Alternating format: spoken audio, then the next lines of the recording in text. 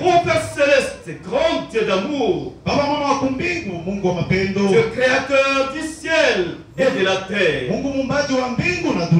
Dieu de miséricorde qui a toujours eu pitié de nous, Dieu qui est au-dessus de toutes choses, Dieu qui détient la toute puissance. Tu es Dieu, tu resteras Dieu de toute éternité. Toi, tu es au-dessus de toutes choses. Personne ne peut prendre la place de notre Dieu. Personne ne peut remplacer notre Dieu. Tu es notre bon Père Céleste, tu le resteras. Nous te faisons confiance. Et nous t'adorons. C'est pourquoi ce matin nous sommes venus avec notre remerciement. Parce que nous savons que toi tu es le Père Tout-Puissant. Remercions pour tout ce que tu as fait pour nous dans notre vie quotidienne. Merci de nous aimer plus que quiconque sur cette terre. Merci pour chaque enfant que tu nous as donné. Merci pour chaque frère, pour chaque soeur. Merci pour tous tes serviteurs.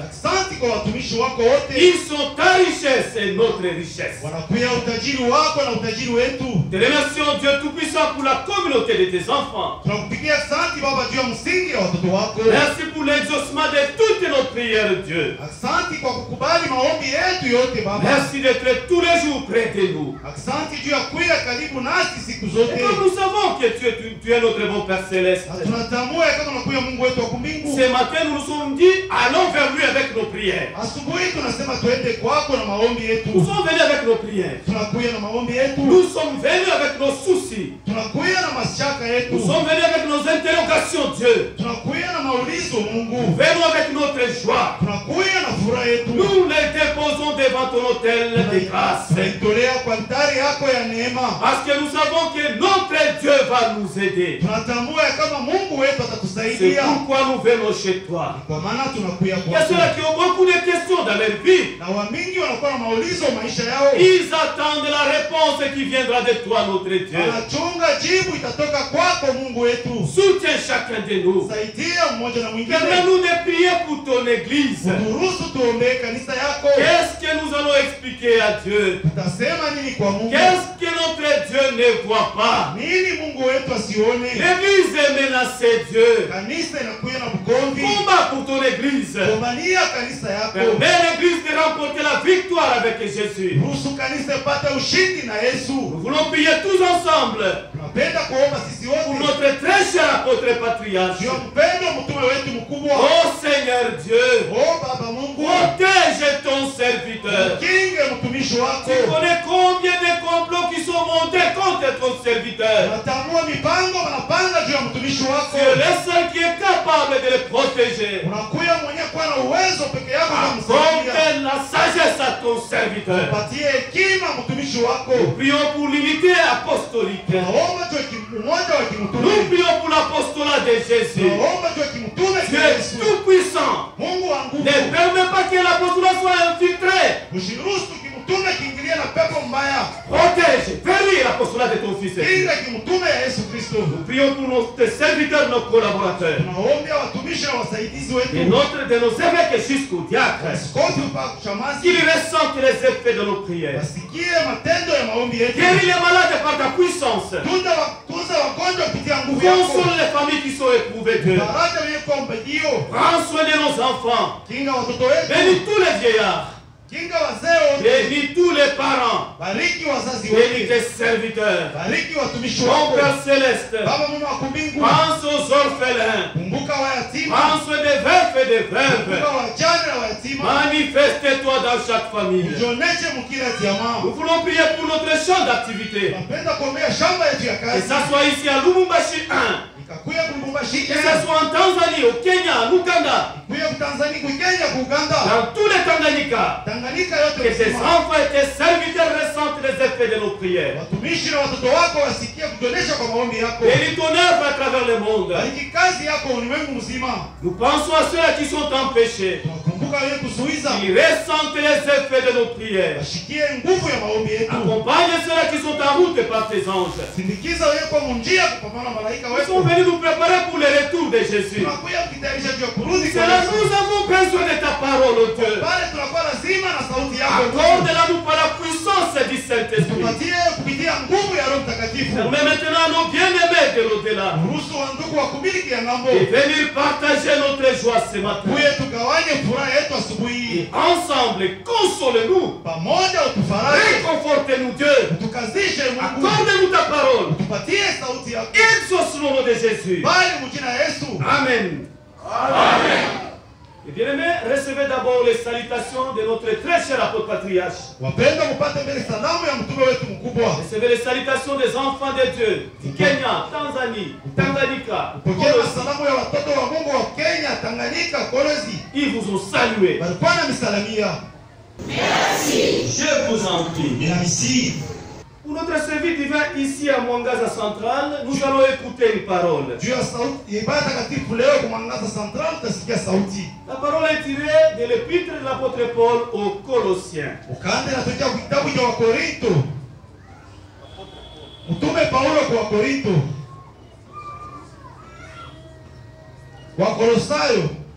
Colossiens chapitre 2, les versets 6 et 7. La parole nous dit ceci.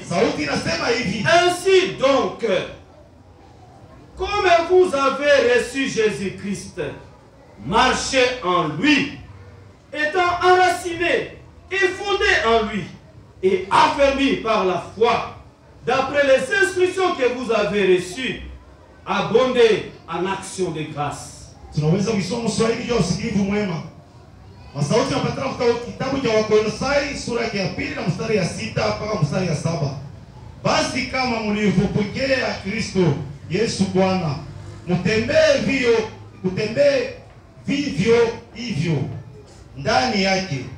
Muwe na mizizi na kujengwa ndani yake na kusimamishwa katika imani yenu, kama mlivyofundishwa vile vile, mukizidi kutoa kushukuru. Et si la parole peut les passer vos pieds.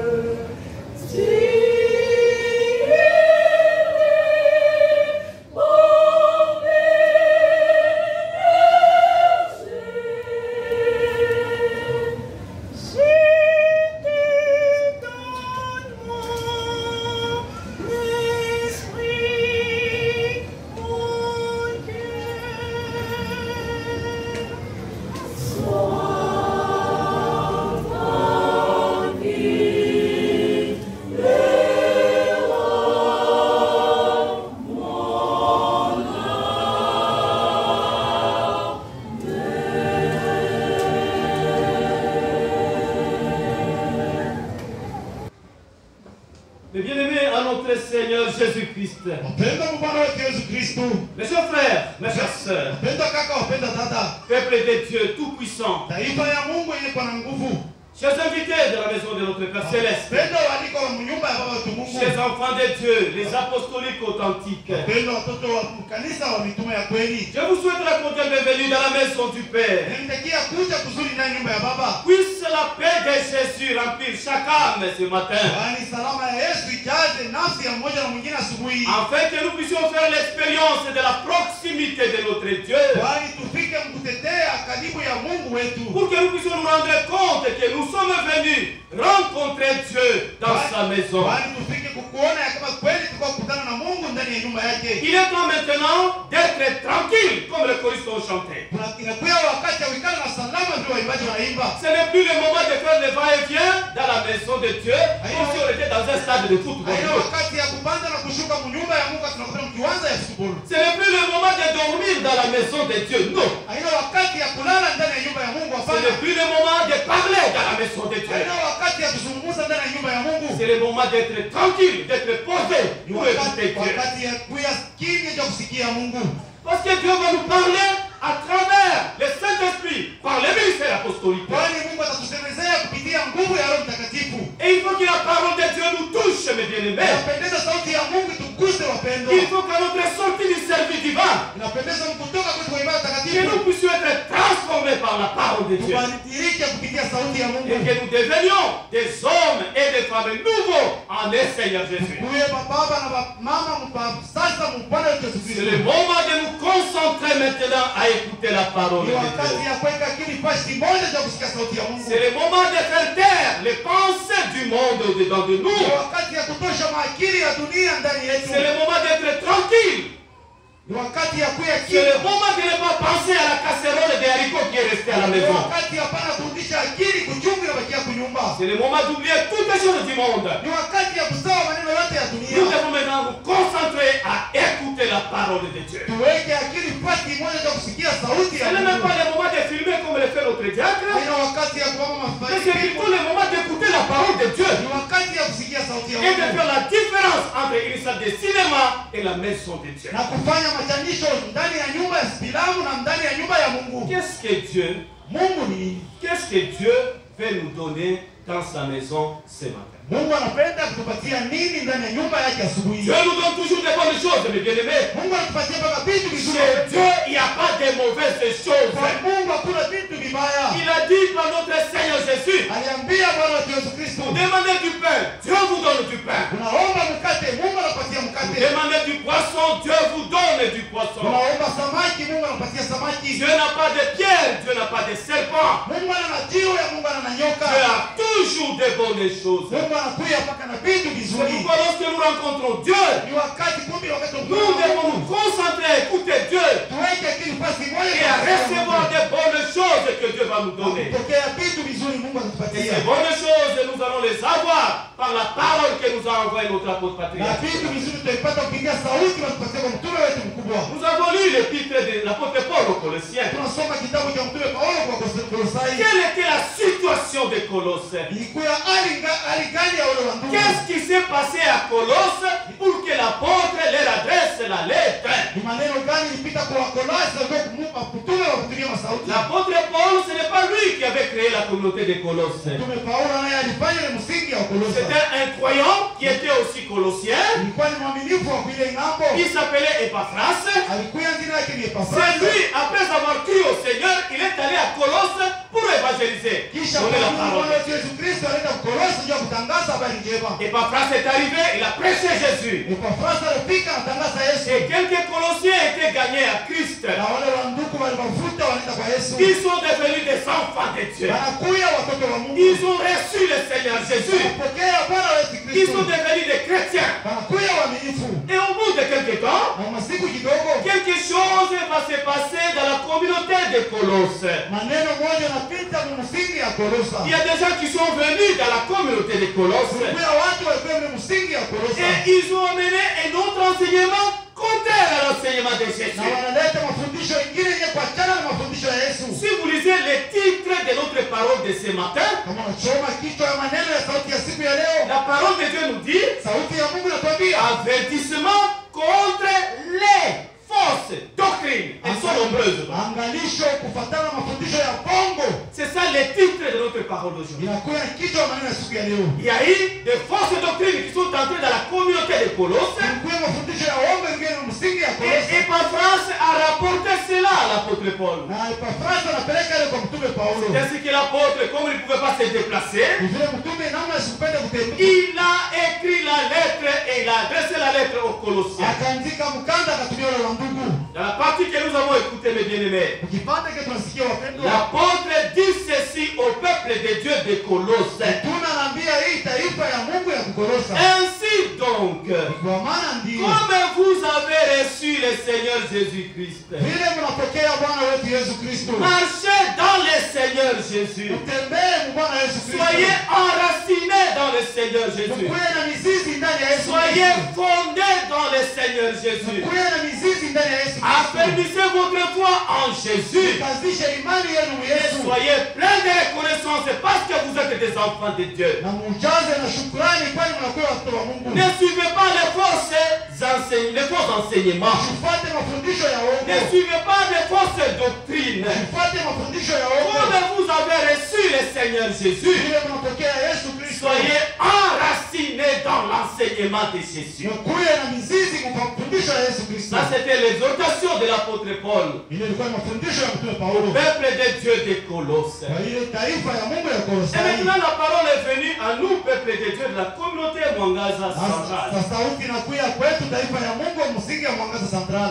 Et une petite différence, l'apôtre Paul a écrit la lettre, mais aujourd'hui l'apôtre s'est déplacé lui-même, il est venu nous rencontrer. Wachanisho kidogo mtume Paulo anaandika mkanda leo mtume anakuja kukutana nasi. Dieu ne change pas, Mungu asibadilike. Jésus ne change pas, Yesu asibadilike. l'enseignement de Jésus ne change pas non plus. Mafundisho ya Yesu haibadilike. Ce que nous vivons, les Colossiens ont vécu aussi. Ile tuko naishi wa Kolosai waliisha na wakati Et yao. cette parole d'aujourd'hui, elle est d'actualité pour toi et pour moi. Na ile sauti ya leo inakuja mafundisho kwako, kwangu na kwako. Nous avons rencontré le Seigneur Jésus. Tunapokea Bwana Yesu Kristo. Comment est-ce que nous l'avons rencontré? Tunapokea mwana Parce que la gani? parole nous dit ainsi donc. Sauti inatuambia kwa Comment maana vous avez rencontré le Seigneur? vile mnapokea Bwana. Marchez en le Seigneur. Mtembee ndani ya Comment Bwana. est-ce que vous et moi avons rencontré Jésus? Pata Bwana namna gani? C'est à travers les apôtres du Seigneur. Kupitia wa mitume wa Bwana. Le Seigneur a dit, Bwana anasema c'est lui qui reçoit les apôtres. Bwana anapokea wa mitume. Il reçoit le Seigneur. Anapokea Bwana. Il reçoit Dieu. Anapokea Mungu. Lorsque nous avons rencontré l'apôtre de Jésus, Wakati tunapokea mtume wa Yesu. c'est ce jour-là que nous sommes entrés en contact avec le Seigneur Ile Jésus. siku tuliingia kupatana na Bwana Yesu Kristo. Et le Seigneur nous a baptisés d'eau et du Na Saint-Esprit. Bwana tubariki na maji na Roho Et Mtakatifu. nous avons commencé à fêter la Sainte Seine dans la maison de Na Dieu. tunaanza kusherehekea chakula takatifu ndani ya nyumba ya Nous Mungu. avons donc rencontré Jésus. Tunapatana na Yesu Kristo. Et aujourd'hui, on nous dit, Na leo wanatuambia comme nous avons rencontré le Seigneur Jésus-Christ, vile tunapatana na Bwana Yesu Kristo. à travers l'apostolat de Jésus, Kupitia kimtume cha Yesu. marchons dans le Seigneur Jésus. Tutembee mu Bwana Yesu Kristo. Soyons enracinés, c'est-à-dire ayons des racines dans notre foi en Jésus. Tukuwe na mizizi mu imani yetu ya Yesu Kristo. Soyons basés dans l'enseignement de Jésus. Tusimame mu mafundisho ya Yesu Kristo. Affermissons notre foi en Jésus. Tuanzishe imani yetu mu Et Yesu soyons Kristo. remplis de reconnaissance. Tujaze na ufahamu wa Parce que Mungu. nous avons reçu le Seigneur par grâce. Kwani tunapokea Bwana kwa neema. Bien-aimés chers frères, chers sœurs, Wapendwa kaka na dada, comment est-ce que l'enseignement de Jésus était entré ici au Congo? namna gani mafundisho ya Yesu iliingia ku Kongo? Autrement dit, comment est-ce que Jésus était entré ici au Congo? Tunaweza kusema namna nyingine Yesu aliingia namna gani ku Kongo? Le Seigneur est entré ici par son serviteur, notre très cher apôtre Paul Kabea. Bwana Yesu aliingia ku Kongo kupitia mtumishi wetu Mtume Kabea. C'est à travers ce serviteur-là que Jésus est entré ici au Congo. Kupitia yule mtumishi ndio Yesu aliingia ku Kongo. À l'époque, ça s'appelait encore Zaïre, mes bien-aimés. Ile wakati tunaanza vita Zaire Et wapendwa. l'apôtre Paul Kabea est venu d'abord comme évêque de district. Mtume Paul Kabea alikuwa kama vile evangeliste. Il a prêché l'évangile de Jésus. Anatangaza injili ya Yesu. Et après, il est devenu apôtre de Jésus. Na kisha anakuja mtume wa Yesu. Et l'apôtre de district l'a envoyé ici pour évangéliser les Zaïrois. à l'époque. Anakwenda kuzinga na mtume cha kutangaza kwa Zaire. Il a commencé à prêcher la parole de Dieu. Akaanza kutangaza habari njema ya La véritable parole de Dieu. sauti ya kweli ya Mungu. Dans l'église véritable du Seigneur Jésus. Kanisa ya kweli ya prêcher l'enseignement apostolique, mes bien-aimés. anatangaza mafundisho ya kimtume Et wapendwa. vous et moi, nous sommes entrés en contact avec cet enseignement Na apostolique. wewe na sisi tunaingia kupatana na mafundisho ya Yesu. Et nous avons cru au Seigneur Jésus. Na tunaamini Bwana Yesu Kristo. Nous avons évolué dans notre foi apostolique. Na tunaendelea mafundisho yetu ya mitume. Cet enseignement riche qui nous disait ce que le Seigneur voulait. Ile mafundisho ya bei zaidi lipenda kuonyesha vile Bwana Nous alipenda. avons cru au Seigneur Jésus. Tunaamini mu Yesu Nous Kristo. avons reçu l'enseignement pur de Jésus. Tunapokea mafundisho safi ya Yesu Et Kristo. nous avons grandi dans notre foi Na apostolique. tunakomea mafundisho ya kimtume. Et au bout de quelques temps, Na wakati kidogo un problème s'est posé. maneno yanakuja. Comme autrefois dans la communauté de Colosse, Ile wakati ilikuwa ikipita mambo ya msingi ya ça nous Wakolosai. est arrivé aussi ici à Lubumbashi. Inatukuia nasi huku Lubumbashi. Les fausses, pas seulement la fausse, mais les fausses doctrines se sont introduites dans l'église de Christ. Kwa mafundisho ya uongo inaingia mkanisa ya Yesu. Et petit à petit, nous avons commencé à remarquer ces fausses doctrines-là. Kidogo kidogo tunaanza kuona ile mafundisho ya uongo mkanisa. Pourquoi je les appelle les doctrines? Parce qu'elles sont des deux caractères, deux types de Juu ya choses. nini inaita mafundisho? Inakuwa na hali mbili ile mafundisho. Dans cette doctrine-là, il y a l'une qui s'appelle l'hérésie, c'est-à-dire on vous donne des choses qui sont contraires à ce que le Seigneur a fait. Ile mafundisho anaita ingine na pia resi banipatia ile inachanisha na ile Yesu Kristo alifanya. On vous explique l'église différemment de l'église de Jésus. Anaonyesha kanisa inachana na kanisa ya Yesu Kristo. On vous donne une vision de l'église contraire à la vision de Jésus. Anapatia maono yenyewe kwa chana na maono ya Yesu Kristo. On vous demande d'avaler la doctrine. Na wanakuambia meza ile mafundisho. Et tu te dis, mais ce n'est pas ce que le Seigneur avait dit. Il dit, même s'il n'avait pas dit, avale la doctrine. Na wasema Voilà. Bwana alisema wanakuambia sema meza ile mafundisho. Et ça nous a beaucoup peiné cela. Na iliteswa zaidi. On était très fâchés, Tulikuwa na kasirani, très mécontents. hatukuwa na furaha. Il y a des gens qui ne dormaient plus. Kulikuwa watu waanze na kulala. On voyait l'image d'une église dupliquée. Unaanza kuona mfano ya kanisa wanaishaibadilisha. Les doctrines sont à deux parce qu'il y a une autre doctrine. Mafundisho iko mbili kwani kulikuwa mafundisho ingine. Celle-là, on l'appelle la gnose, c'est-à-dire une doctrine qui vous dit, même si vous croyez en Jésus, si vous avez votre péché, venez, continuez de demeurer dans le péché. Dieu va vous aider. Ile wanaita kama nyozo, wanakuambia kama amini Yesu Kristo. Hata bila vile amini tu, tuendelee. On vous dit, mais moi je suis hypocrite, on dit, continue dans ton hypocrisie. Il n'y a pas de souci. Mimi niko mnafiki, wanasema endelea mnafiki wako, hakuna shaka. Mais moi je suis voleur, il dit non. D'ailleurs, il y a un dixième que tu donnes. Tu voles combien à peu près par mois? Il dit non, je peux atteindre même 1000 dollars dans mon boulot là. Je peux voler même à peu près 1000 Unasema dollars. mimi niko mwivi, wanasema endelea mwivi wako. Zaka ile unataka au timu, utaleta mkaisi na maneno. Et on te dit à peu près, dis non, je vole à peu près 1000 dollars. Mais là tu donnes combien comme 10 000? Non, je donne seulement 50. C'est 50. Wanasema Comment ça donner même 200? Tu vois pas que tu voles beaucoup. $1000, leta hata unaleta ngapi? Leta ya mingi zaidi. On ne tient pas compte de ton vol, mais on tient compte de ce que tu vas apporter. Hawaoni maneno ya wivi wako, lazima napenda ile utaleta.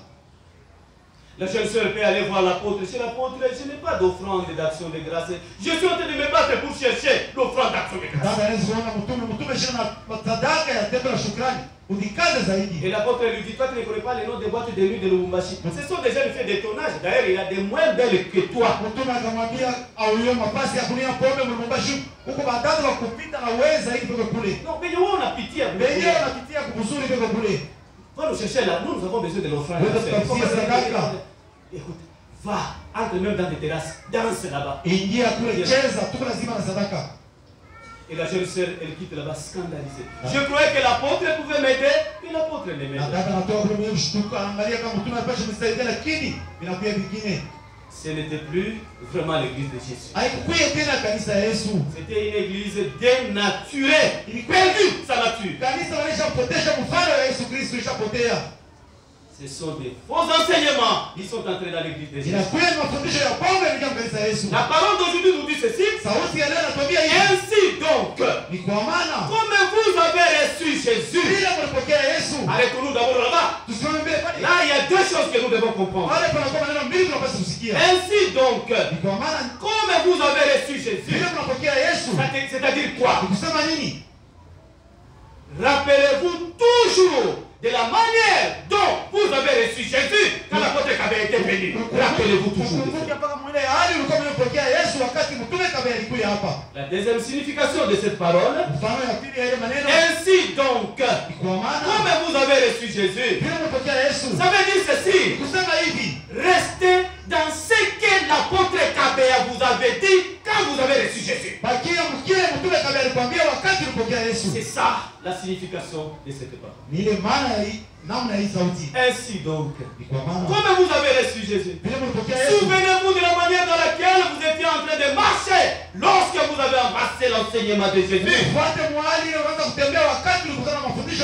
Lorsqu'on s'était en train de s'appeler Wabamitume, Wabapostolo, souvenez-vous de cette époque-là, mes bien-aimés. Souvenez-vous de l'enseignement qui était donné par les vrais apôtres de Jésus. Chers choristes, ainsi donc vous chantez aujourd'hui.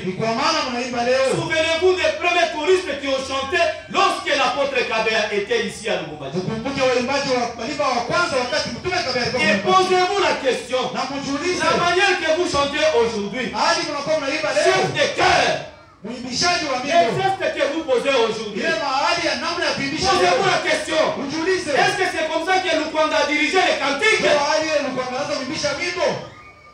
Aujourd'hui, vous commencez à diriger comme si vous étiez branché à une source électrique.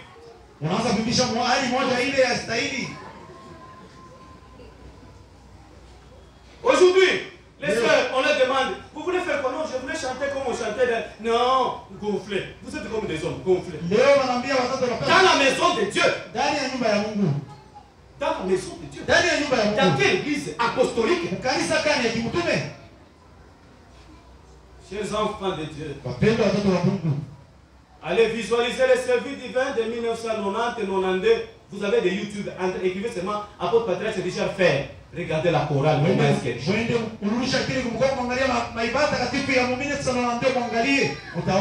nous avons reçu Jésus à travers l'apôtre Patrice Richard Fer. Comme nous avons reçu Jésus à travers l'apôtre Patrice en circulaire. Comme nous avons reçu Jésus à travers l'apôtre de district Robert Général. Lui, il ne s'appelait pas APD, il s'appelait apôtre de district en toutes les lettres. On chantait ici à Lubumbashi. Et nous savons comment est-ce qu'on chantait. On ne dansait pas pour aller fêter la Sainte Seine. Bien-aimés chers frères et sœurs, ce sont les mots et les termes français qui ont gâché la chose. Je vais vous expliquer. Qui a commencé à nous faire quitter la manière dont nous avons reçu l'enseignement des apôtres. Pourquoi est-ce que les chefs de chœur chantaient, ils commencent à faire chanter comme ça? Parce qu'on l'appelle le chef de chœur. Normalement c'est un chef. Bon, le chef doit se débrouiller. Comment est-ce que je peux être pour qu'on reconnaisse que je suis chef? Mais à l'époque de Lukwanga, à l'époque de Lupemba, on les appelait des maîtres chanteurs. Alors quand il est maître chanteur, les pauvres, il ne peut qu'être doux, gentil, normal, plein de grâce. Mais lorsqu'il est chef de cœur, même au Mutembelo, c'est chef, non? Dans quelle église? De Jésus. Comme nous avons reçu le Seigneur Jésus. Comme on chantait dans l'église de Jésus. Comme on faisait chanter dans l'église de Jésus. Demeurer dans ces choses-là. C'est la signification de la parole.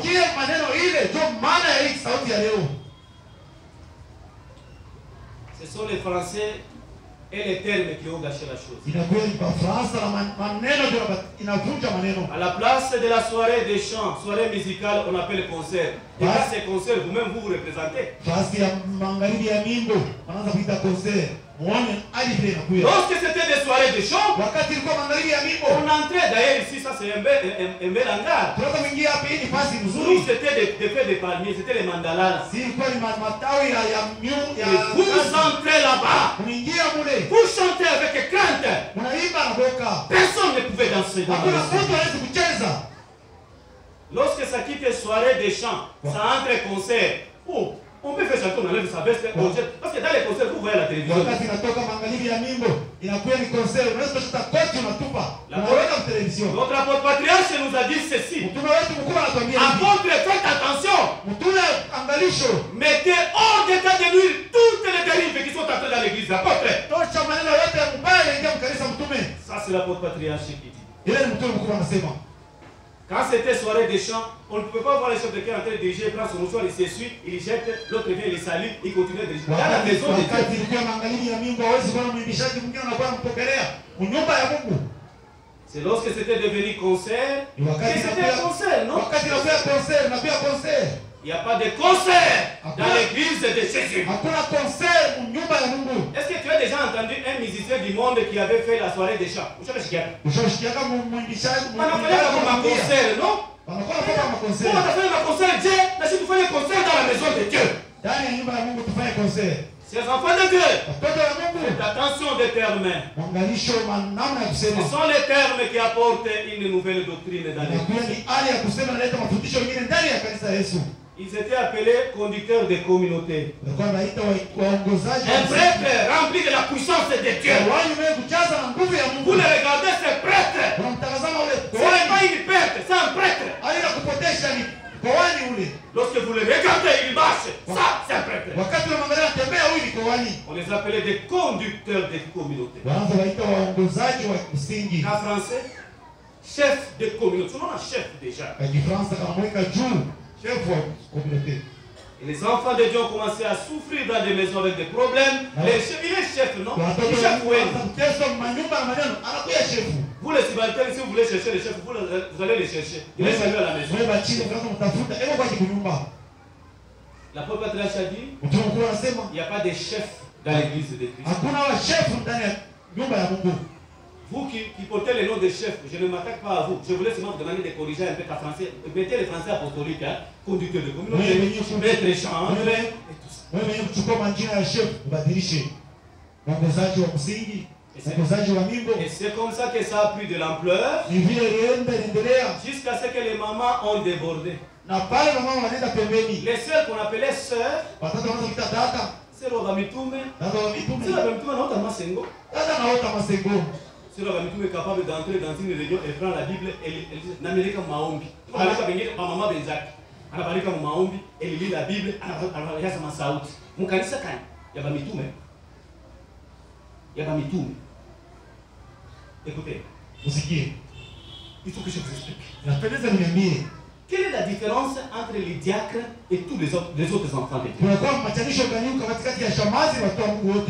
diacres est sélectionné parmi les enfants de Dieu. Dieu lui donne du pouvoir. Dieu lui donne l'autorisation de parler et d'agir. Et c'était ça la différence entre Moïse, Aaron et Myriam, sa grande sœur. Myriam ne pouvait pas parler parce qu'elle n'avait pas l'autorisation. C'est Moïse qui avait l'autorisation. Aaron ne pouvait pas prendre le bâton de Moïse et diviser la mer en deux. Il faut expliquer. Moïse parle, coucou, l'état. Il dit, c'était ça son travail. C'est fini. C'est fini. Si Moïse devait prendre le membre de ma bâton, c'est ton problème. Il prend, alors regarde. Chers enfants de Dieu, restez dans les limites apostoliques. Ne quittez pas les limites apostoliques. Vous voulez tenir une réunion? Informer l'ancien. Il va envoyer les diacres. À l'époque, il y avait les Andeldikon, il n'y avait même pas les diacres. Et les diacres priaient Dieu. Il exhortait les enfants de Dieu. Et les diacres attendaient dans la sacristie pour que la réunion d'explication, de communication. Et c'est comme ça qu'il y a des notions de français, sœur majeure, sœur mineure, sœur moyenne. Dans l'église de Jésus, l'apôtre patriarche Richard Fer avait dit ceci. Est-ce que vous connaissez l'âge d'une âme? Pour que cette sœur-là soit majeure ou mineure, pourquoi on a fait un critère pour mettre les lignes? Non, même un bébé. peut-être plus âgé que sa maman. Hata mtoto kidogo anaweza kuwa mkubwa zaidi kupita maji mkiroho. Dieu dit ceci à Samuel. Mungu anaambia hii Vous Samuel. regardez ce qui frappe les yeux. Donc ils sont majeurs et mineurs par rapport aux yeux. Wewe unaangalia inapika kwa macho, unaona Dieu mkubwa. regarde au cœur. Mungu anaangalia moyo. Celle que tu appelles celle majeure, peut-être elle est celle au Kukalaba. Wewe unaangalia toka wewe kwa juu, tete achelewa kalaba. Tu ne sauras pas. Hautajua. C'est Dieu qui sait. Ni Mungu anajua. Il n'y a pas de majeurs et de mineurs parmi les enfants de Kuna Dieu. wakubwa na watoto katika watoto wa Mungu. Ils sont frères et sœurs en Jésus. Uko kaka na dada Ce Yesu. sont des enfants de Dieu. Watoto ya Mungu. C'est fini. Unaisha. Dans les enfants de Dieu, il n'y a pas de plus âgés, de plus les moins âgés. Il n'y en a pas. Watoto ya Mungu kuna mkubwa na mtoto hapana. Papa, maman et tous ces enfants sont enfants de Dieu parce qu'ils sont baptisés dans la maison de Dieu. Baba mama wote wanabatizwa kwa nyumba ya Mungu wanapata chapa Roho Mtakatifu. Ce sont les termes qui ont apporté des choses. Inakuwa ni namna ya kusema na kubadilisha maneno. Et on s'est rencontré, la maman, elle vient en visite. Na tunaona mwana matembezi Elle est majeure, non? anakuwa mkubwa. Elle a étudié, gradué, elle est prête, n'a pas étudié. Alifunza juu kwa haya jifunde. Et la maman fait la visite. Na mama anakuwa Et elle matembezi. dit à la maman, papa, quoi que ça dit, que ça mouille naï. Anaambia mama papa yako wako mwite na Et yeye. le pauvre papa reste en train de regarder la maman audace. Hein? Na mama papa maskini anakuwa na mama na kiburi. Il dit au papa, tombe nous. Anaambia tuombe Mungu. Et elle veut que le papa là se lève. Anapenda baba shimame. Mais bien aimé. Wapendwa. Mais bien aimé. Wapendwa. Même les vendeurs de pigeons dans les temples de Jérusalem, en tout cas nous avons développé. Hata mzizaji wa ndege mwekano ya Jerusalem.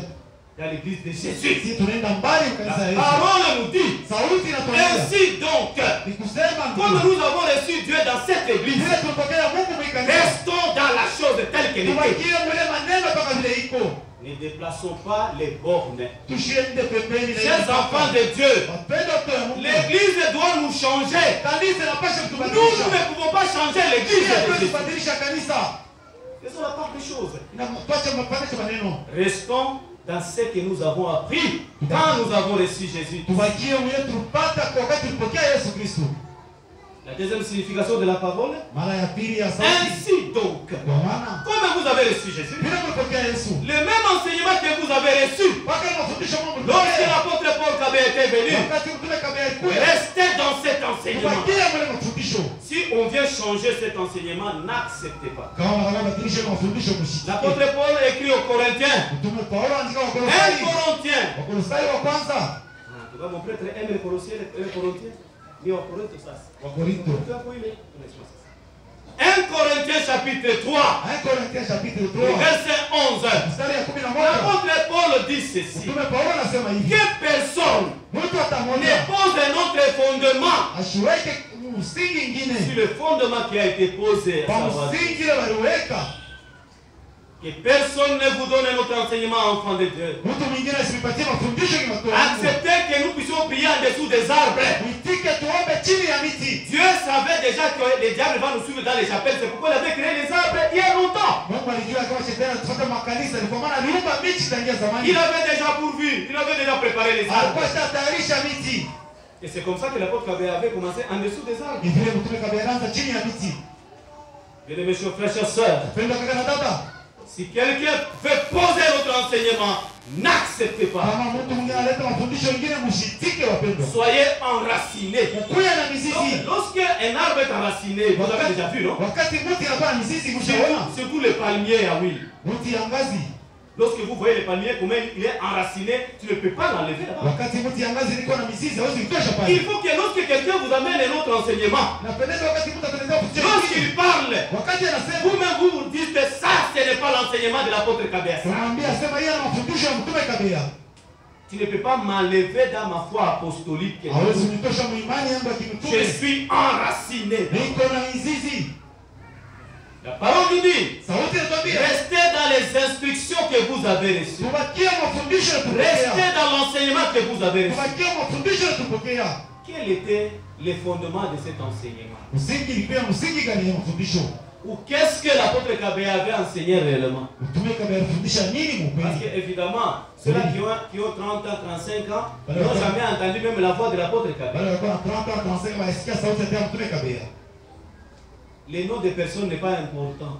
Jina ya mtu ina faida. C'est l'apostolat de Jésus. Je vais vous dire ce que l'apôtre Kabé avait prêché, même si vous ne l'avez pas fait. Mtume kabea alifundisha hata muone. L'apôtre Kabé n'avait pas inventé la roue. Mtume kabea ashikufundisha ashikufanya kitu cha Il bure. était resté dans l'enseignement l'enseignement de Jésus.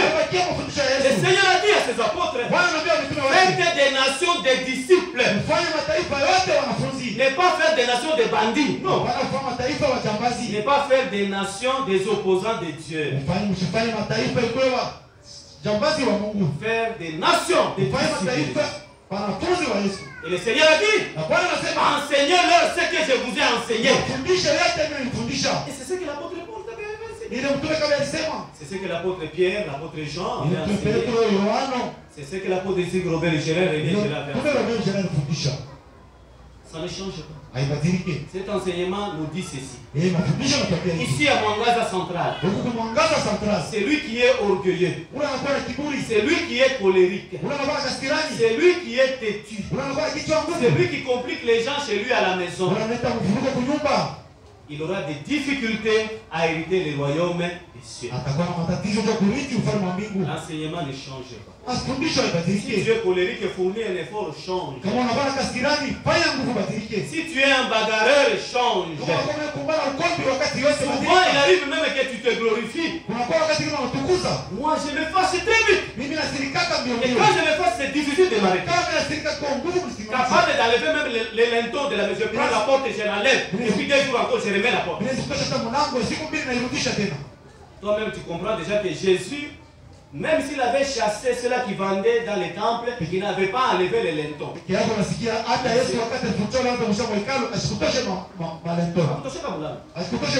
C'est que si toi tu enlèves les portes aujourd'hui, tu ne peux pas aller quand même rencontrer celui qui n'avait pas enlevé les lintons aussi. Il faut apprendre à changer. Ça c'est l'enseignement de Jésus. C'est ce que l'apôtre Kabé avait enseigné. Il dit qu'il faut être humble. Il faut être doux. Il faut être patient. Il ne faut pas être problématique.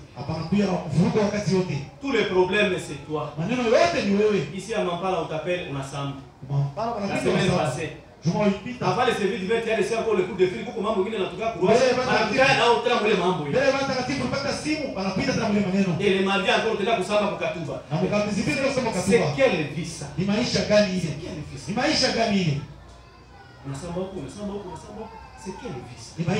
Un enfant de Dieu ne peut pas vivre comme ça. Un enfant de Dieu ne peut pas vivre comme ça. Cet enseignement ne change pas. L'enseignement de l'amour du prochain. Aime ton prochain comme tu t'aimes toi. De la même manière que tu t'aimes. C'est comme ça qu'il faut aimer ton prochain. Tu n'as pas à les taper. Parce que toi tu ne veux pas qu'on te tape. Si tu sens l'envie de taper ton prochain, tape-toi seulement toi-même. Il n'y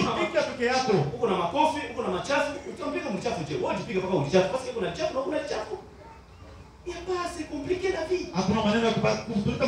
Il n'y a pas à insulter l'autre, la petite tête, les yeux. Toi aussi tu as. L'enseignement ne change pas. L'enseignement ne change pas.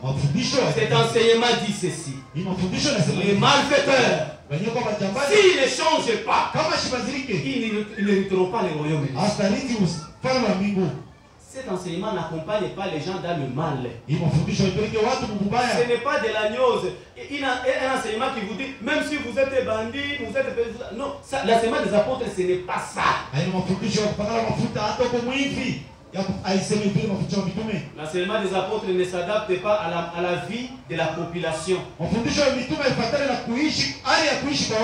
dire que si moi l'apôtre j'ai dit la vérité à Mwangaza, ils vont faire un bloc. Ils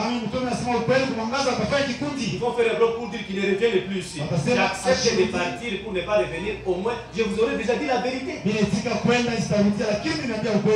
Je vous dis la vérité que les PD ne vont pas hériter les royaumes des cieux. Mais je te dis. Parce que c'est diabolique. Même s'ils ont beaucoup d'argent, ils disent que non, nous allons vous enlever les hangars, on va construire les temples de Dieu. Il y aura des ventilateurs, les carreaux, apôtres. Tu vas commencer à marcher sur les carreaux. Tu trouves comment? Je vais dire, messieurs, comme vous êtes aimés à 2 messieurs, nous allons entrer dans les hangars. Tu as changé. Enseignement des apôtres. C'est comme ça que l'apôtre avait commencé à Mounama là-bas. L'enseignement les change. Mafundisho yabadilike. Un papa qui peut nous dire qu'il viendra construire pour nous, mais il va continuer à insulter ses bancana, il va continuer à insulter sa femme à la maison. Tutakatala, tunasema papa, wache vile ukachambula.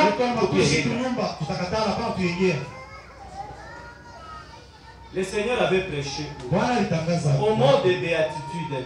Au mot de béatitude, là où mon Seigneur le maître a prêché, il n'y avait même pas les hangars comme ça.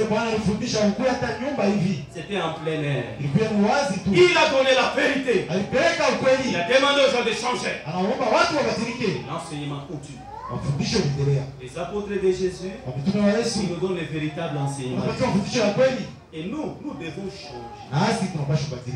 Ne changeons pas l'église, l'église nous change. Jeunes, j'ai appris que vous avez servi du vin de la jeunesse ce soir. J'ai apprécié cette initiative. Mais je voulais juste en passant, comme votre ami, vous dire ceci. Être un jeune apostolique et être jeune d'une autre église, c'est différent.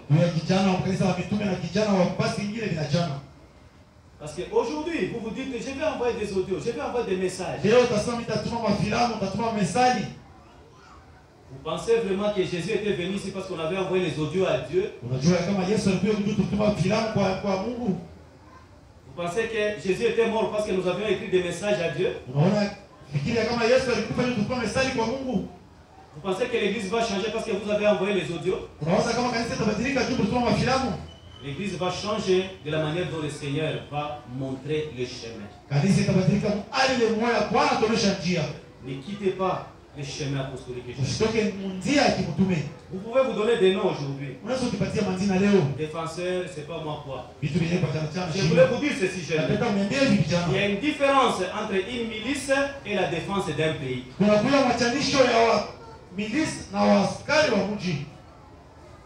Il ne faut pas vous faire des milices dans l'église de Jésus. Jeunes, de la manière dont vous avez reçu Jésus, lorsque vous avez été confirmé, vous étiez en train de prier Dieu sérieusement. Continuez à prier Dieu. Aujourd'hui, vous passez tout le temps dans les WhatsApp et les Facebook jusqu'à 4h du matin. Vous dormez le téléphone dans la main, endormi, le téléphone tombe et se casse même l'écran. La Bible, vous ne la lisez pas. Et vous passez le temps à vous insulter dans des téléphones et envoyer des messages anonymes, même aux serviteurs de Dieu. Je voulais vous dire ceci. Comme vous avez reçu Christ, comment respecter les serviteurs de Dieu dans les temps, continuez à respecter les serviteurs de Dieu. Vous ne pouvez pas rencontrer un prêtre et vous lui dites prêtre Niger.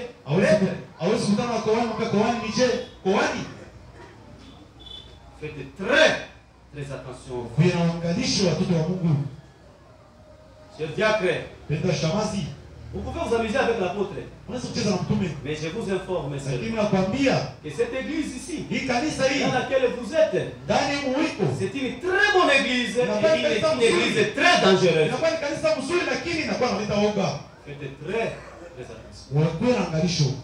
C'est une église de la parole. L'apôtre peut prononcer juste une petite courte phrase. Faites très attention. Appelez-vous défenseurs, nageurs, tout ce que vous pouvez vous dire. Faites vos défenseurs là en dehors de l'église. Ici, c'est Jésus qui défend son église. Nous vivons dans la vision de Jésus. Pas dans la vision des humains. Ainsi donc, comme nous avons reçu Jésus. Chacun de nous se rappelle de l'église, comment est-ce qu'elle a commencé en 1972, 1974. Est-ce qu'on était engagé dans l'œuvre de Dieu? Est-ce qu'on partageait la joie ensemble, les tristesses ensemble? Et chacun de nous se regarde. Est-ce qu'il est encore ancré dans l'enseignement de Jésus? L'ordre de Dieu, il ne faut pas que nous puissions le perturber dans l'église de Jésus. Et chacun reste là où il doit être selon la vision de Jésus. Et le Seigneur nous bénira. L'enseignement ne changeait pas. Et même dans l'enseignement de Jésus. Les apôtres ne nous accompagnent pas dans le mal. Les apôtres nous demandent de changer. Aime ton prochain comme tu t'aimes. Aime ta fille comme tu aimes la belle fille. Aime les beaux-fils comme tu aimes ton fils. Aime ta belle-mère comme tu aimes ta maman. Lorsqu'il y a un projet pour que maman vienne ici à Lubumbashi, vous faites comme ces messieurs-là. Je vous donne juste cet exemple rapide. Le monsieur a appelé sa femme. Il appelle sa femme. Il lui dit, nous allons faire les achats parce qu'on va aller visiter maman. Et la femme pose la question. C'est ta maman ou ma maman? Le mari dit non, ma maman. Et dans, si c'est comme ça, on peut passer par le Mingoulou, tout ça. À Matipicha, maintenant là il y a l'embouteillage. Alors c'est ma Mingoulou. Et arrivé là-bas, on a commencé à faire les achats. Le monsieur c'était pour, j'ai dit non, non, achetez la petite. Gagnons le temps. Et c'est la femme qui est intervenue. Tu veux acheter, non, je voulais acheter les poissons, maman me les pose, non. Achetez même les toubambas, les 3 kilos, non. Gagne le temps, Et ils ont acheté peu de choses et ils ont mis dans les véhicules. Et en allant, chemin faisant, au lieu que le monsieur se dirige là où se trouvait sa maman, il a commencé à se diriger là où se trouvait la maman de son épouse. Et sa femme lui a posé la question, tu viens d'avoir? Non, non, chez ta maman. Maman, tu nous dis que Matipicha. Vous savez Matipicha. Donc, si c'est ma maman, allons au marché Mimboulou. Si c'est ta maman, allons au Matipicha. Aime ta belle-mère comme tu aimes ta maman. Lorsqu'on dit que maman va venir ici, c'est quelle maman? Avec ma difficulté à Moulumbashi, maman qui a le rhumatisme. Tu ne sais pas qu'après tu ne pas en France. Mais quand c'est ta maman, tu réclmes les billets d'avion. Mais si c'est la maman du mari, il y a le rhumatisme, Lumbashi au Kifukutu. Le Seigneur regarde tout ça. Le Seigneur voit. Aime ton prochain comme tu t'aimes. L'enseignement des apôtres ne change pas. Ça ne change. Lorsque le mari est malade, il se fait soigner. Lorsque maman est malade, il faut aussi l'amener. Ce n'est pas quand toi tu es malade, des hôpitaux, tout ça. Si maman est malade, c'est quoi? J'ai mal à la tête, mais bon, les paracétamol. Oui, oui. Bon, les paracétamol. Est-ce qu'elle a fait les examens? Aime ton prochain comme tu t'aimes. C'est que l'apôtre Kabé avait enseigné en 1978. Nous restons dans cet enseignement. Il doit nous changer. Nous ne changeons pas l'église de Jésus. Mais nous laissons l'église nous changer. Lorsque le Seigneur paraîtra, quand nous serons enracinés dans l'enseignement de Jésus, nous serons des véritables apostoliques. Et nous allons entrer dans le royaume des cieux. Que Dieu nous aide. Que Dieu nous bénisse. Aujourd'hui à jamais. Amen. Nous allons écouter l'ancien Jean. Ça nous donne une pensée de son cœur.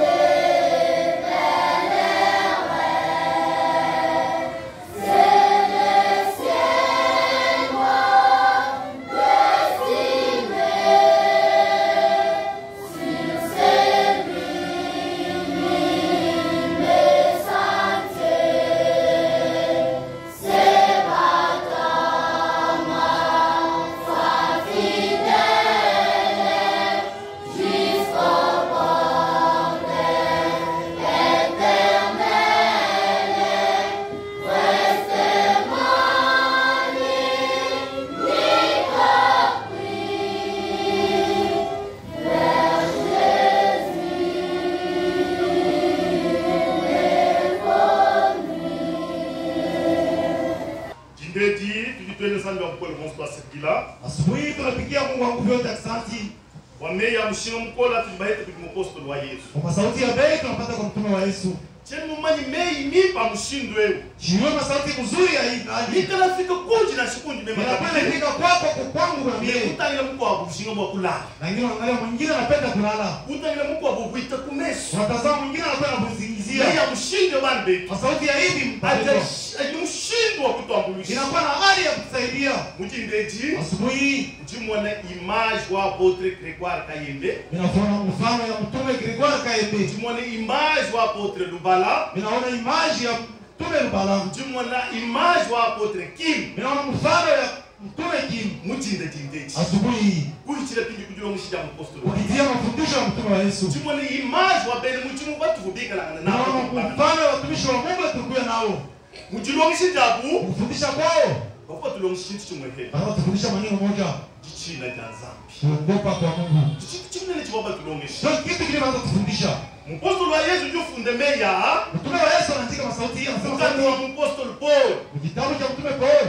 Mufundi na bali betu bambile ni. Anakuja mtume anamwambia kama umuntu kipika pingi baheta Yesu Kristo. Vile tunapokea Yesu Kristo. Shalai pingi muntu longeshe jina kubika pingi banga taja kuchibangi dilu. Ubakie mafundisho mlichukua ya mwanzo. Jilongeshe ta kuchibangi dilu. Mafundisho ya mwanzo. Hapo ina mshindo wa kujishange tu. Hakuna namna ya kubadilisha. Apostoli wa Yesu jitu lejibi pani. Mtume wa Yesu anatosha mzuri. Jilongesheji mafundisho hii jiji tu changer inakwenda kubadilisha mshindo huvu au hali ilikuya ujuku jumuka inabadilika kujibambe kwa Mungu chimwetu yenu kwa watu wengine katikati yetu hapo balala munzu to hawakuwa wanalala mnyumba temwe wa kumpala mukajeba mshuhuda wa kwanza ni mke wake wale tu wabebe kwa fulani munzu kaka unashanza wala mnyumba mekuichira kujilongesha lakini kupitia mafundisho tujinenda munzu tunakuya na nyumba yake kujibamba kwa Mungu chimwetu tunakuwa katikati yetu bikale bizi balikuwa wajambazi Mungu chimwadilongesha ya Yesu kufundisha kwa Yesu mtu mukuchimuka ule mtu anabadilika mushalele mwene mtimu wanza anabakia leo mtumishi wa Mungu tuna munda mwanza ndio tunamotanya nyumba ya Mungu dilongesha ya Yesu kufundisha Yesu chikitu kuchimuna inakuwa kubadilisha kiborkai apostoli wambaye kwa maana mtume anasema tusale mdilongesha tubakie mwi mafundisho natu angachipitia umalongesha makwabu tusichukue mafundisho mengine atimo kunyanga chita kushije bana chita kushije imani hapa imani yangu ile shiri ya bundi ni apostoli mtu hai mfano ya mingi mtume anatupatia pourquoi tu dis pour mkata temi kwa jua nini tunatoka mangambo basi yengine Yesu ya mimi tunaacha manyumba wala mzuri kuikala mwisho wa miti tunakuwa chini ya miti wadilongesha jipi jua mafundisho mabaya tuzibita kusha kushala mdilongesha ya Yesu tunaitika kubakia mafundisho ya Yesu TikTok ngata kuba apostoli balele ba Yesu ile tulichukua kwa mitume wa kweli wa Yesu kinde bande tubalu mani bakashi asubuhi wakaka na wadada Yesu tumikala pingi u maître wetu Yesu anakuwa mwalimu wetu tutumwe na kujibangani tunakuwa tunamonea kwa nani à travers apostoli kupitia wa mitume mais il apostoli batuesha asante wa mitume wanatupatia wewe na shemema wewe atabie tuateka mchezeji kiwetu kitendo tulongeshe ya Yesu Kristo mafundisho ya Yesu Kristo siku atangata kuchibanga kidu tulichukua kwa mwanzo wakati tulongeshe gichina tufundisha kuogopa kwa Mungu kitu chibidi kitu cha pili tulongeshe kinanga Mungu chimwe watufundisha mapendo katikati yetu leo kinanga leo mapendo tajeni kikala hata Mungu chimwe aina katikati yetu minati bolkai mwenu mwanza bilwa bipa ni ni kwa maana mtumishi wa Mungu anasema mzuri Mungu mwayewekeleze utu baada kinenda ya hii kanisa tuko na mwewe ekeleze mulele wa apostoli kanisa ya kweli ya kimtume bikenge kibutu shala bala mata mbega tubanga kuchibanga kidu tunakia mwenye kwa matano masauti tulichukua kwa mwanzo ikana muntu mukwa kama mtu mwingine muno nijilongesha anakuwa na mafundisho jikaji jikumbana nijilongesha tubanga cha Yesu mafundisho tuchukua ya Yesu hatu muita bushito tushimwitike wangata decision tuchukue mipango na shukula nene nzana tulala na hata kulala nje mais tunaenda twende mu verite tutembee mu kweli verite ki mitusangishima kweli ndio tutalisa hapa bambe tuone manibakashi watuko wakana wadada hatu ikana katu ibamanya verite kama tujue ukweli hatu akuheta kujishika minyito tutapata uhuru verite ukweli mutu nibamumanya bila tunatambua kiborkai tujibikale nikisanga kwa maana tunakuwa na furaha wakona temeya sio kusikia masauti mwishi mwapiyanga chini ya anga metende tujunga lakini tunaenda kukomea tujunda mujitabushi tunakomea muimani tujunde ni kumubiti tunakomea na mambi kumwili tuosa ya kumpa ndio yote nitakumbele tushana mujilongeshe lakini mafundisho malgré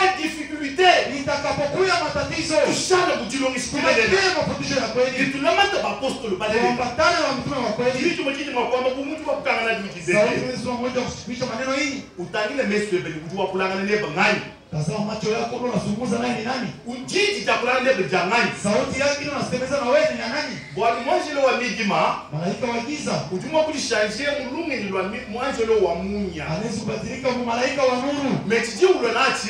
Kile anakuwa nacho. Bwa kukua tire. Jua kuvuta. Bwa uyo kafu mugubi. Jua kufa mbaya.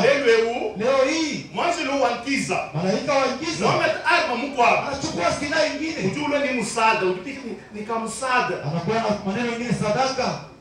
Musada. Masaidizi. Haji ulwe nao. Wakati anakuwa nayo. Hanyuma hakukuheshi. Nyuma ya kupatia. Ikeli kwa vile umnondo kwa kumwekelezi. Anakwambia nipate kanisa.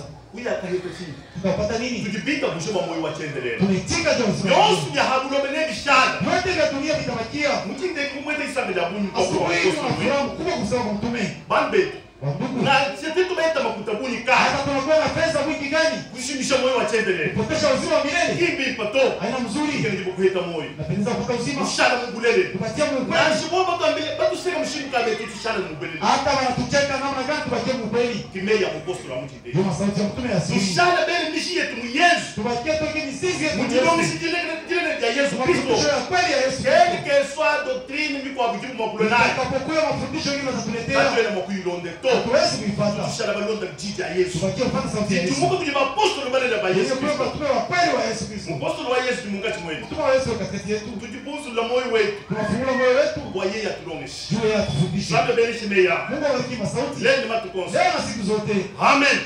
Amen.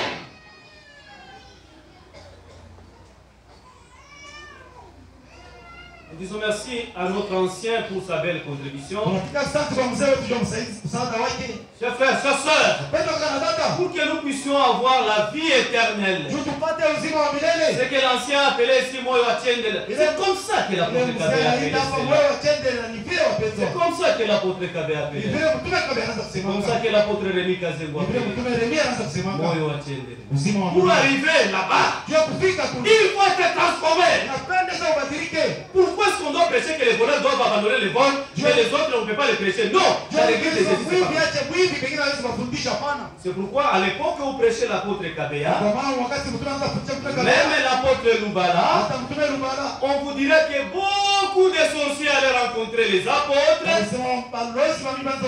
Ils donnaient des amulettes, les apôtres priaient pour eux, et l'église vivait en paix.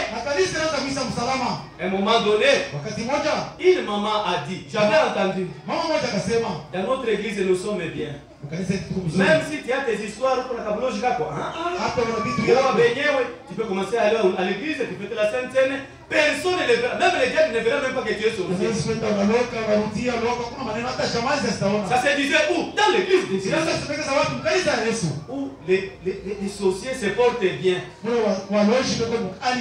Bien-aimés, chers enfants, les sorciers, même si vous pensez que vous survolez, déjà c'est comme si vous nous précédez, non? Parce que Jésus va revenir, nous allons le retrouver dans les airs. Maintenant, vous, aujourd'hui, vous commencez à monter dans les airs.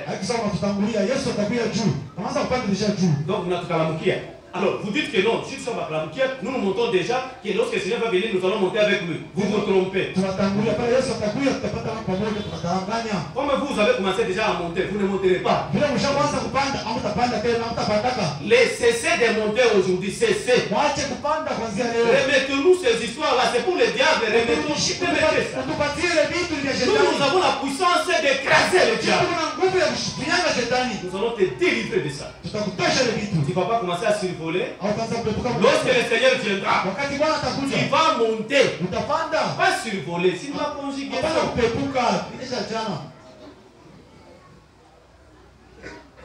L'enseignement, il n'avait jamais dit ça. Il n'avait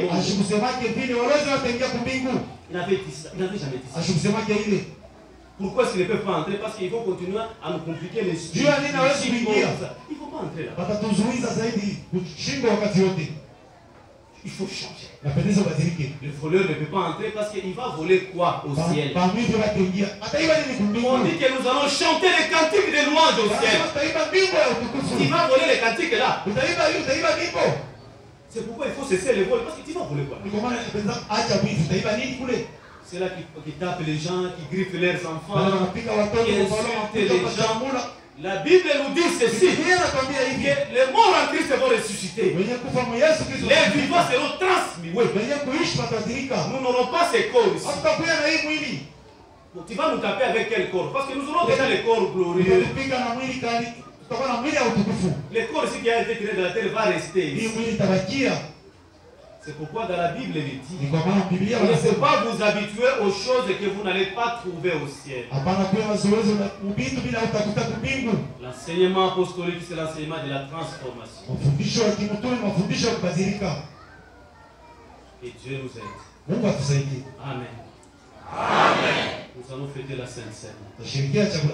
Nous allons manger le corps de Jésus. Nous allons boire le sang de Jésus. Avant de nous approcher à la table sainte, revenons dans la parole. Ainsi donc, souvenez-vous comment est-ce que les apostoliques fêtaient la Sainte Seine dans le temple. Comment est-ce qu'ils fêtaient la Sainte Seine? Je vois ces papas-là, ces mamans-là des apostoliques. Ils s'appelaient Wabapostol, Wabamitume. Lorsqu'ils venaient à la Sainte Seine, c'est avec la crainte de Dieu. Ces mamans-là n'avaient pas de sac sur elles. Ces mamans-là n'étaient pas en train de chiquer. L'hostie et les chics et les mélanges dans la bouche. Mais bien aimés, comme nous avons reçu Jésus, rentrons toujours dans ce que nous avons. Les apostoliques qui venaient à la Sainte Seine, c'était des frères qui étaient posés, concentrés à la chose. Ils ne venaient pas les bras croisés derrière les genoux. Nous voulons fêter la Sainte Seine. Nous voulons la fêter de la manière que l'on le fêtait avant. Dans ce que l'ancien a dit, dans la crainte de Dieu, avant de fêter la Sainte Seine, il faut demander pardon. Il faut nous repentir. Il faut regretter ce que nous avons fait. Les mauvaises paroles que nous avons prononcées. Les mauvais actes que nous avons posés. Il faut les regretter. Pour fêter la Sainte Seine. Ça c'est le travail. Et nous devons faire maintenant. Regarde-toi toi-même. Quelles sont les paroles que Dieu a prononcées? Étaient-elles des bonnes paroles? Ou il y avait des insultes? Même si tu parlais au téléphone, c'est déjà un péché. Parce que dans les langages, il signifie quoi? Soit tu m'as embêté, soit tu es tout nyama. Ça dit beaucoup. C'est un péché ça. Il faut le regretter. Même si tu n'as pas tapé, tu as pris un bâton seulement. Et tu as feinté ta femme. Taka. Elle a fui. Le fait de faire taka, tu l'as déjà tapé. Chers enfants de Dieu, regrettons tout ça. Dieu veut nous pardonner nos péchés. Il va le faire si nous regrettons ce que nous avons. Dieu va nous pardonner. Et nous allons fêter la Sainte Seine. Nous préparer la Sainte Seine au pardon des péchés. Nous allons chanter les cantiques de repentance. Pendant les cantiques de repentance, là nous demandons pardon. C'est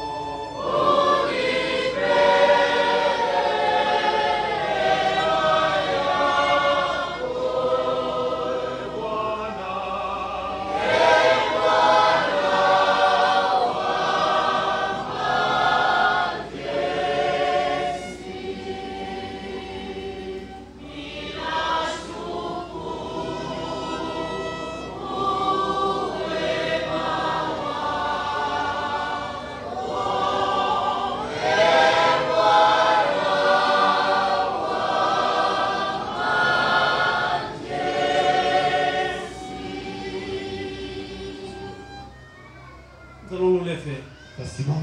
Nous allons prier la prière de notre Père en français.